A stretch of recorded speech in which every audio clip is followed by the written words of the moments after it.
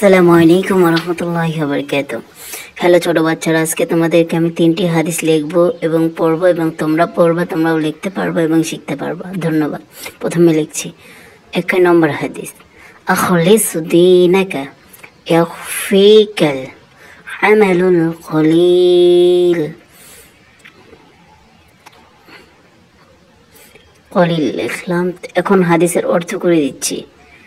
হাদিস শরীফের অর্থ, তোমার ঈমানকে খাঁটি করো, অল্প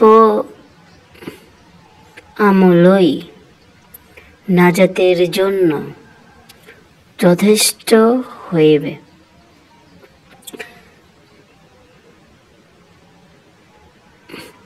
তারপর লিখব 2 নম্বর হাদিস, খায়রুকুম মান তাআল্লামাল কুরআন ওয়া আল্লামা। হাদিস শরীফের অর্থ, তোমাদের মধ্যে সর্বোত্তম ওই ব্যক্তি যে নিজে কোরআন মাজিদ শিক্ষা করে এবং অপরকে শিক্ষা দেয়।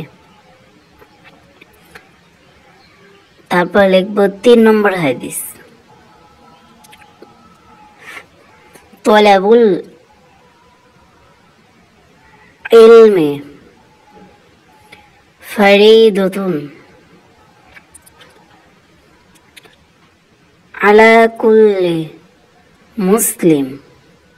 হাদিসের অর্থ, দ্বীনি ইলম তলব করা প্রতিটি মুসলিম এর উপর ফরজ।